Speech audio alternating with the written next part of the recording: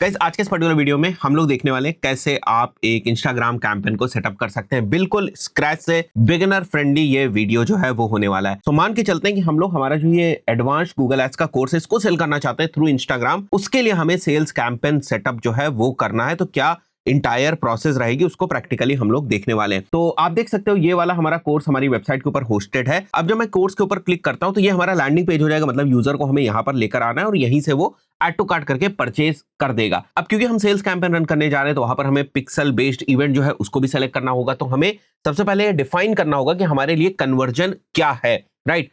वैसे ये एक एलएमएस के ऊपर है जहां पर बैकएंड में हमने हमारा पिक्सल का जो कोड है वो डाल रखा है, मतलब पिक्सल की जो आईडी होती है ना वो हमने डाल रखी, जिसकी वजह से ऑटोमेटिकली ये सभी कोर्सेज के परचेज इवेंट को बड़ी आसानी से ट्रैक कर पा रहा है। अगर मैं आपको दिखाऊं यहाँ मेटा पिक्सल हेल्पर में भी, तो यहाँ पर देख सकते हो आप, जैसे ही मैं स्पेसिफिक कोर्स पेज के ऊपर आता हूं आप देखो यहाँ पर आपको देखने को मिलेगा कि एक इवेंट जो है व्यू कंटेंट वो हुआ है। तो ई कॉमर्स के पॉइंट ऑफ व्यू से जब भी कोई प्रोडक्ट पेज के ऊपर विजिट करता है तो व्यू कंटेंट इवेंट ही होता है। इसी तरीके से अगर मैं आगे बढ़ता हूं तो आप देखो एक ऐड टू कार्ट इवेंट हुआ है। इसी तरीके से मैं अगर और आगे बढ़ूंगा और यहाँ पर मैं आगे जाता हूं तो मुझे चेकआउट इवेंट जो है वो देखने को भी मिलेगा और उसके बाद जब मैं परचेज कर लूंगा तो मुझे एक परचेज इवेंट भी देखने को मिलेगा।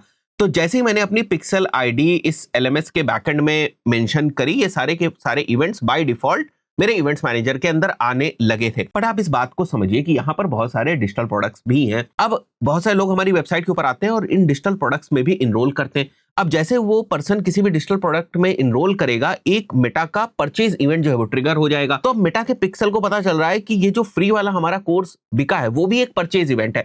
बिकॉज इस एलएमएस के अंदर बाय डिफॉल्ट जो सेटिंग है वो इस टाइप की, जब भी कोई भी प्रोडक्ट परचेज होगा मेटा को एक परचेज इवेंट जो है वो जाएगा और उसके साथ उसके पैरामीटर्स के साथ ये इन्फॉर्मेशन जाएगी कौन सा जो प्रोडक्ट है वो परचेज हुआ है, उसकी वैल्यू क्या है, ये सारी चीज है। बट जो हमारा मेन परचेज इवेंट है वो कोई भी पर्सन हमारा कोई भी प्रोडक्ट लेता है तो वो परचेज इवेंट ट्रिगर होता है। तो बहुत सारे परचेज इवेंट ट्रिगर हो रहे होंगे और हमें जो एड्स रन करना है वो स्पेसिफिकली गूगल एड्स कोर्स के पॉइंट ऑफ व्यू से रन करना है। तो हमने एक तरीका निकाला कि हम क्या करते हैं कि जब भी कोई पर्सन गूगल एड्स कोर्स को हमारे परचेज करेगा तो मैं एक और इवेंट जो है वो क्रिएट कर दूंगा गूगल एड्स परचेज नाम से, और उस वाले इवेंट की जो वैल्यू है पैरामीटर के पॉइंट ऑफ व्यू से 4199 वो मैं पास कर दूंगा। बाकी सब कुछ वैसे ही रहेगा। मतलब अब मेटा पिक्सल को जब भी कोई पर्सन इस हमारे कोर्स को परचेज करेगा क्या इन्फॉर्मेशन जाएगी कि कोर्स परचेज हुआ, यानी परचेज इवेंट वाली भी इन्फॉर्मेशन जाएगी और साथ ही साथ हमारा एक और इवेंट की इन्फॉर्मेशन जाएगी कि गूगल एड्स कोर्स इवेंट जो है वो हुआ है और जो गूगल एड्स कोर्स परचेज हुई है उसकी जो वैल्यू है वो ये है।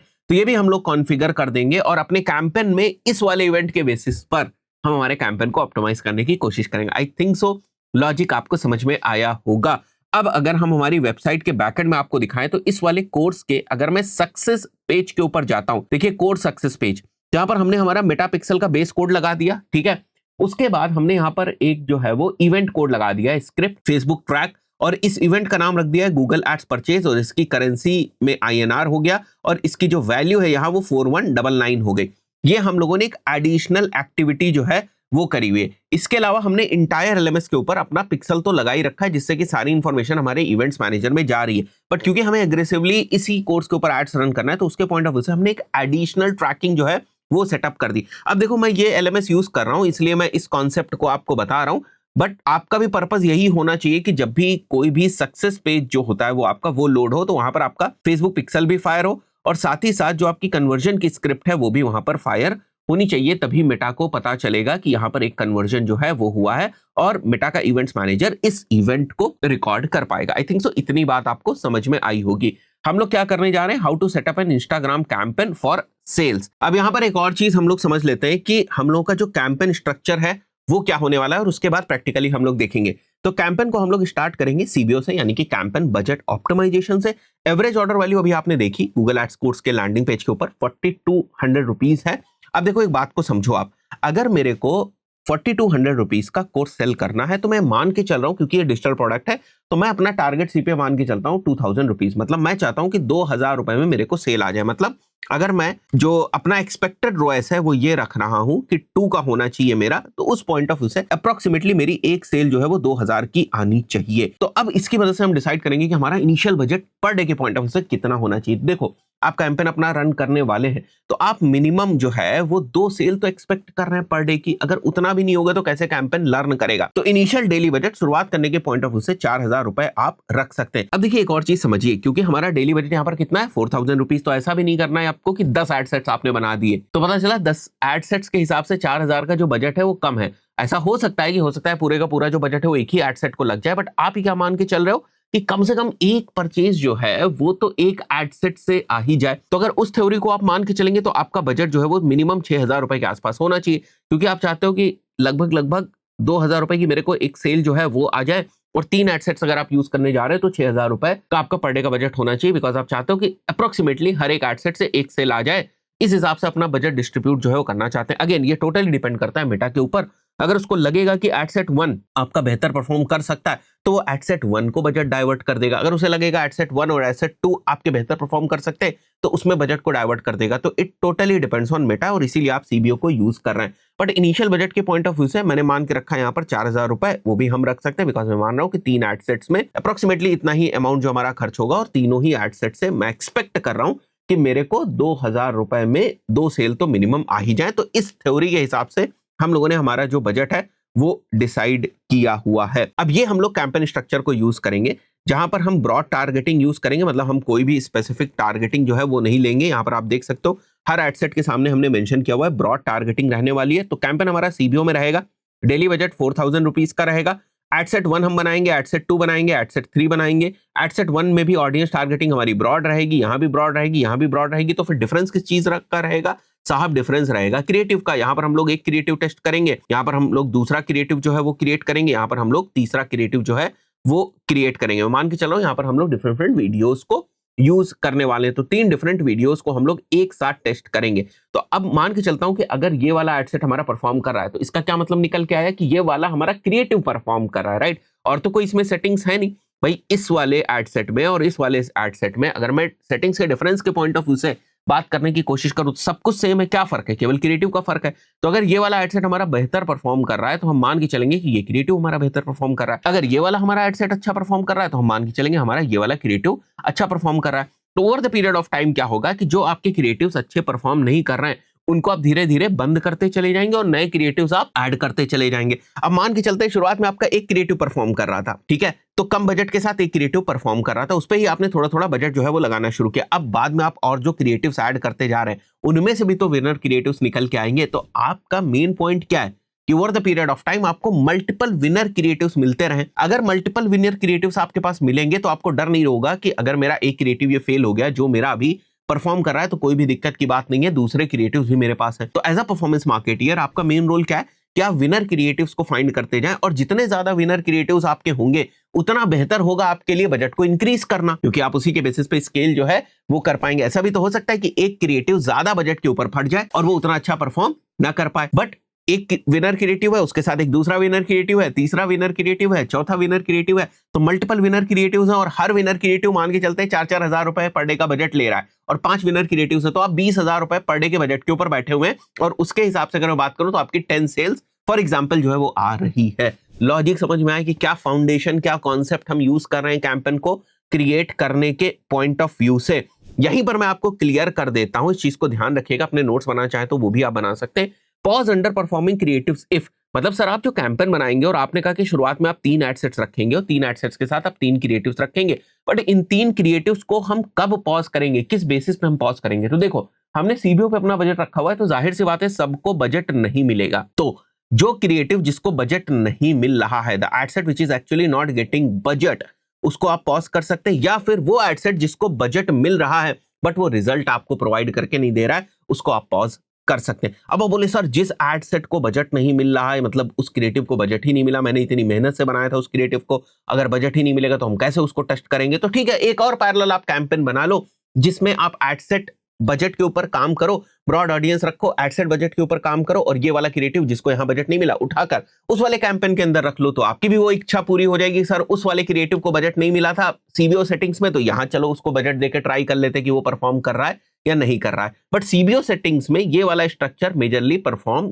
कर जाता है अगर आपने अच्छे क्रिएटिव जो हैं वो बनाए हुए हैं। तो यहाँ पर मैंने कॉन्सेप्ट लिखा हुआ है, you have to pause the creative if ad set is not getting budget, you have to pause the creative if ad set is getting budget but not giving results और giving results more than the desired ROAS। आप profitably नहीं हो पा रहे हो और result आपको दे रहा है, तो आप उस क्रिएटिव को चलाकर क्या करोगे? Now scale on the basis of the creative, जो मैंने आपको बताया, higher the winner creative, the higher the number of the winner creative, higher will be the budget with the time, and that is the core concept of how do you scale Meta ads campaigns. अब आ जाते हैं सीधे हम लोग dashboard के ऊपर और इसको कैसे एग्जीक्यूट करेंगे उसको देख लेते हैं। तो भाई साहब आ चुका हूं मैं मेटा एड्स के डैशबोर्ड पे, क्रिएट के ऊपर क्लिक करेंगे, नया कैंपेन बनाने जा रहे हैं। कौन सा भाई साहब कैंपेन लेंगे? सेल्स कैंपेन लेंगे। आंख बंद करके दूसरे कैंपेन्स की तरफ आपको नहीं जाना है। जो हम नॉमेनक्लेचर यूज करते हैं वो ये हो गया। आप अपने अकॉर्डिंग जो नॉमेनक्लेचर है वो यूज कर सकते हैं। 22 फरवरी वो हमने मेंशन कर दिया। अब भाई कैटलॉग वगैरह तो हमें इसके अंदर यूज नहीं करना है, तो उसको हम लोगों ने आराम से जो है वो ऑफ कर दिया। सीबीओ हमें यूज करना है, तो सीबीओ हमने यहाँ पर सेलेक्ट कर लिया। कैंपेन बजट, और यहाँ पर बजट के भी हम लोगों ने बात ही करी थी, 4000 रुपीज का मैं डेली बजट जो है वो सिलेक्ट कर लूंगा। कैंपेन बिड स्ट्रैटेजी अभी हमें हाईएस्ट वॉल्यूम और वैल्यू ही रखनी है।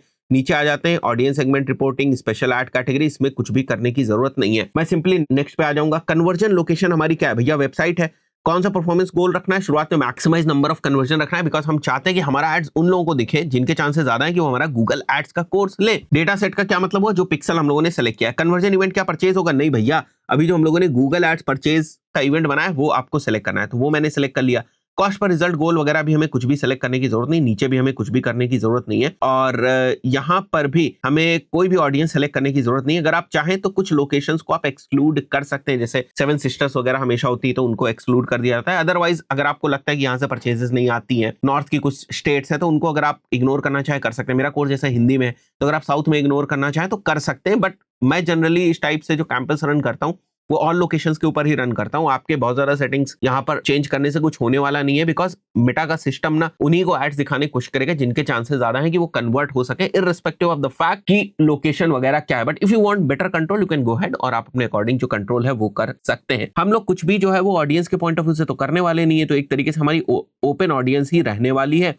जैसे अगर आप यहाँ पर देखोगे तो डिटेल टारगेटिंग वगैरह में हम कुछ भी नहीं करेंगे। अब हम लोग क्योंकि केवल इंस्टाग्राम कैंपेन्स रन करने वाले हैं, तो यहाँ पर देखिए आप एडवांटेज प्लस ऑन है प्लेसमेंट्स का, हमें ये थोड़ा सा चेंज करना है क्योंकि हमें हमारे अकॉर्डिंग जो प्लेटफॉर्म्स है उनको सेलेक्ट करना है। तो यहाँ पर मैंने केवल इंस्टाग्राम प्लेटफॉर्म जो है वो सेलेक्ट कर रखा है, बिकॉज हमें केवल इंस्टाग्राम के ऊपर जो एड्स हैं वो रन करने हैं। Allow limited spend to excluded placement, नहीं भाई, हमें कुछ भी जो स्पेंड है वो एक्सक्लूडेड प्लेसमेंट्स को नहीं देना है, तो इसको भी हम लोगों ने यहाँ पर टर्न ऑफ कर दिया। नीचे आ जाते हैं, अभी कुछ भी करने की जरूरत नहीं, सीधे नेक्स्ट के ऊपर क्लिक करेंगे और अब हमें नया जो ऐड है वो क्रिएट करना है। तो जो भी हमारा क्रिएटिव है, लेट्स से C1 है और ये कोई वीडियो है, तो मैं वो नाम इसको दे दूंगा। हमारा फेसबुक पेज सेलेक्ट कर लेंगे, हमारा इंस्टाग्राम अकाउंट जो है वो सेलेक्ट कर लेंगे और हमें यहाँ पर जो हमारा वीडियो है उसको अपलोड कर देना है यहाँ से।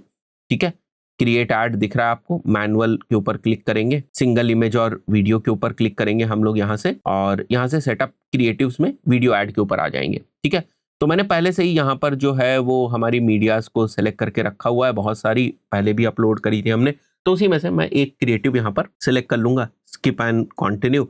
यहाँ पर थोड़ा सा देख लीजिएगा आपकी सारी चीजें ठीक है या नहीं। तो बस इसका जो साइज है ना वो इंस्टाग्राम वाला साइज है, तो प्रॉब्लम आपको होगी नहीं इस तरीके से। तो यहाँ नीचे आ जाते हैं हम लोग, सिंगल इमेज और वीडियो सेलेक्टेड ही है। अच्छा, मेन डेस्टिनेशन हमारा वेबसाइट रहने वाला है, और वेबसाइट का यहाँ पर जो URL है वो हम लोग उठा लेते हैं, जो हमारा गूगल एड्स कोर्स का URL है। ये रहा हमारा गूगल एड्स कोर्स का URL, ये उठाकर हम लोग यहाँ पर मेंशन कर देंगे। URL पैरामीटर्स हमें लगाने हैं यहाँ पर, ठीक है, सो दैट हमारी जो इन्फॉर्मेशन है वो प्रॉपरली आ पाए। कैंपेन ID हमें चाहिए, एडसेट ID हमें चाहिए, कैंपेन नेम हमें चाहिए, और कैंपेन कंटेंट मतलब एड ID हमें चाहिए। ये मैं अप्लाई कर दूंगा सो दैट जहां पर भी जिस भी एनालिटिक्स टूल को हम यूज कर रहे हैं वहां पर हमें पता चल सके कि इस क्रिएटिव से जो है वो रिजल्ट्स हमारे पास आए हुए हैं। तो इसलिए हम लोगों ने UTM पैरामीटर्स को यहाँ पर सेलेक्ट करके रखा है। अब हमें यहाँ पर क्रिएटिव जो है वो इसको ऐड करना है। जैसा मैं वीडियो ऐड के ऊपर यहाँ पर क्लिक करूंगा, ये वेबसाइट हाईलाइट्स वगैरह हमें नहीं बेसिकली यूज करनी, ये सारा हम टर्न ऑफ कर देते हैं। ये जो आप देख रहे हो यहाँ पर साइट लिंक्स वगैरह वो भी टर्न ऑफ कर देते हैं, बिकॉज हमारा एक ही प्राइमरी प्रोडक्ट है, उसी के ऊपर हमें ट्रैफिक ले जाने की जरूरत है, ज्यादा चीजें हम लोगों को करने की आवश्यकता है नहीं। यहाँ पर ये सोर्स दिया हुआ था इसलिए आपको ये सारी चीजें जो देखने को मिल रही थी। मैं नेक्स्ट के ऊपर यहाँ पर क्लिक करूंगा और मान के चलता हूँ मैं कि ये वाला स्पेसिफिक हमारा वीडियो है, और आप देख सकते हो ये इंस्टाग्राम साइज वाला ही हमारा वीडियो है। जनरली यही वीडियो जो है वो बेहतर परफॉर्म करते हैं, और इस टाइप से हमारे वीडियो जो है वो दिखाई देंगे, वो भी मैं सेलेक्ट रखता हूँ। आगे आ जाते हैं हम लोग और यहाँ पर हमें प्राइमरी टेक्स्ट जो है वो मेंशन करना है। ठीक है, मैं नेक्स्ट के ऊपर एक बार के लिए क्लिक करता हूँ और प्राइमरी टेक्स्ट में बाद में भी वहां पर मेंशन कर दूंगा। अब देखो यहाँ पर आपको बहुत सारे इन्हांसमेंट जो है वो देखने को मिलते हैं, तो मैं जनरली सारे के सारे जो इन्हांसमेंट्स है वो बंद कर देता हूँ। मैं केवल एक इन्हांसमेंट जो है वो एक्टिवेट रखता हूँ, ये वीडियो टचअप वाला, बिकॉज ये थोड़ा सा साइज के अकॉर्डिंग फिट हो जाता है। इसके अलावा मैं जनरली कोई भी और जो इन्हांसमेंट्स है वो नहीं रखता हूँ। ठीक है, तो यहाँ पर हमारी इमेज आ गई। अब ये देखो, ये प्राइमरी टेक्स्ट हो गया। अच्छा, बहुत सारे लोग ना प्राइमरी टेक्स्ट वगैरह को लेकर बहुत ज्यादा रिसर्च जो है वो करते हैं। मैं आपको अपने एक्सपीरियंस से बताता हूँ, कोई फर्क नहीं पड़ता है एल्गोरिदम को, आप प्राइमरी टेक्स्ट यहाँ पर कुछ भी रखें। तो मैं यहाँ पर लेट्स से प्राइमरी टेक्स्ट कुछ मेंशन कर देता हूँ, जैसे want to learn Google ads, here is advanced Google ads course. आप अपने अकॉर्डिंग चैट जीपीटी वगैरह से बनाना चाहे वहां से बनाकर आप यहाँ पर मेंशन कर सकते हैं। ठीक है, इसके बाद हेडलाइन थोड़ा सा इंपॉर्टेंट यहाँ पर रहती है, बिकॉज वो यहाँ पर आपको दिखाई देती है, थोड़ा सा जो है वो विजुअल पॉइंट ऑफ व्यू से इंपॉर्टेंट जो है वो हो जाती। तो हेडलाइन में लिख देता हूँ जैसे ऑफर एट 4199। ठीक है, ये मैंने हेडलाइन जो है वो यहाँ मेंशन कर दी, वो आपको यहाँ पर देखने को मिल जाएगी। अगर मैं एडवांस रिव्यूज में आपको दिखाऊं तो ये हेडलाइन हो गई हम लोगों की। ठीक है, कहीं पर आप देख सकते हो जैसे ऑफर में यहाँ पर आपको हेडलाइन जो है वो देखने को मिल रही है। अब इसके बाद अपने को क्या करना है, नीचे आ जाओ, तो यहाँ पर ना मैं कॉल टू एक्शन सेलेक्ट कर लेता हूँ। लेट्स से अप्लाई नाउ, अपने अकॉर्डिंग देख लीजिएगा जो भी ठीक लगे आपको। ठीक है, जैसे एक गेट ऑफर भी हो सकता है, तो मैं यहाँ पर सेलेक्ट जो है वो कर लूंगा। नीचे आते हैं हम लोग, क्रिएटिव टेस्टिंग वगैरह में हमें कुछ नहीं करना है, अभी ट्रैकिंग वगैरह तो हम लोग कर ही चुके हैं। That's it.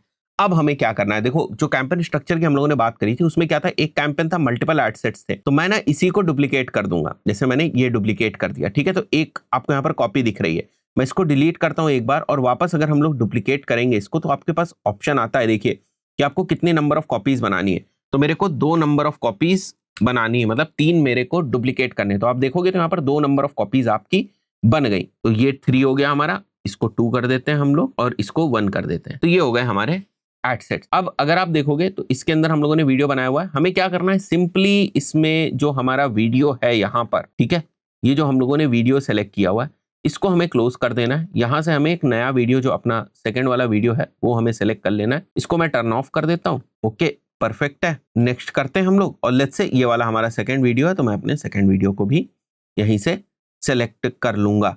हमारा थर्ड वीडियो ये है, इसको भी हमें चेंज करना है, तो मैं इसको यहाँ से डिलीट करूंगा, ऐड मीडिया करूंगा। थर्ड वीडियो मैंने यहाँ पर सेलेक्ट कर लिया, और यहाँ से पहले तो हमें ये जो साइट लिंक्स है इनको भी टर्न ऑफ करना है, तो मैं इनको भी टर्न ऑफ कर देता हूँ। यहाँ पर आ जाते हैं हम लोग मीडिया के ऊपर, और कोई एक वीडियो मैं सेलेक्ट कर लेता हूँ। लेट्स से ये वाला वीडियो है मेरा, इसको मैं सेलेक्ट कर लूंगा। That's it.